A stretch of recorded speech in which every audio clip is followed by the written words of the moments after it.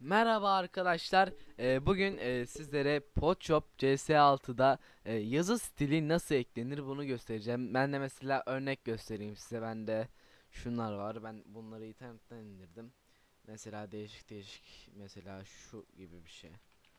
Mesela şuradan PT'yi yükseltelim bir. 300 yapalım mesela. Ne gösterebilirim? En sevdiğim şeyi göstereyim size. Bu en sevdiğim. Böyle. Böyle yanarlı dönerli bir şey. Ateş buz diye geçiyor bu. Böyle Ahmet Han diye. Mesela başka ne gösterebilirim? Şu olabilir. Bu da güzel. Şimdi bunu nasıl indireceğim bunu göstereceğiz arkadaşlar. Şimdi Chrome'a gelelim arkadaşlar. Bundan sonra buraya font indir diyoruz. İndirdikten sonra buraya tıklıyoruz. Eğer burada çıkmıyorsa ben aşağı indirme linkini koyacağım, zaten oradan bulabilirsiniz. Buradan rastgele bir tane indirelim şöyle. Mesela ne olsun? Şöyle bir bakalım, güzel bir şey var mı? Şöyle şunu indirelim. Şu RDS ya da şunu indirelim. Download diyelim. Black Honey diyemiş. Bunu buradan şöyle açalım. Arkadaşlar şunları silelim bir ilk önce. Ben şöyle siliyorum. Hemen. Arkadaşlar şimdi şu ikisini şöyle atıyoruz, bu masa üstüne aktarıyoruz. Bundan sonra hemen bu bilgisayara geliyorum. Buradan yerel C'ye tıklıyorum. Buradan Windows'a tıklıyorum. Buradan Fonts'a tıklıyorum.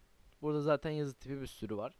Bunun ikisini böyle buraya atıyorum.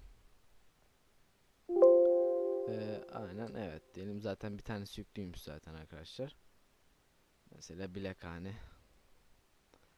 Bakalım yüklenmiş mi arkadaşlar? Black Hane. B. B.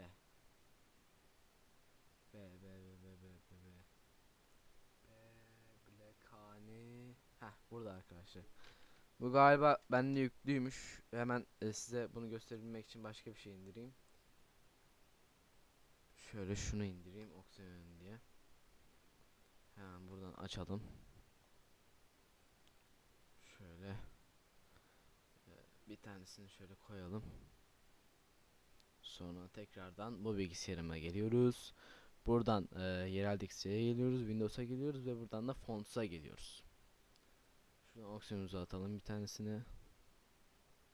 Attık şimdi. Bakalım. Oxygen'umuz O ile başlıyor. O.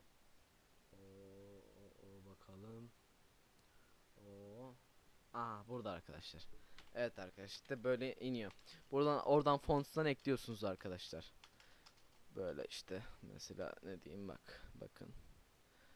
Oradan ekliyorsunuz arkadaşlar. Neredeydi tekrar? Oximum. Gördüğünüz gibi inmiş. Yani eklemişiz. Evet arkadaşlar, videom bu kadardı. Arkadaşlar bir saniyenizi ayırarak lütfen şu aşağıdan abone ve like atmayı unutmayın. Videonun devamı için yorum atabilirsiniz. Yani bir dahaki videoyla görüşmek üzere diliyorum arkadaşlar.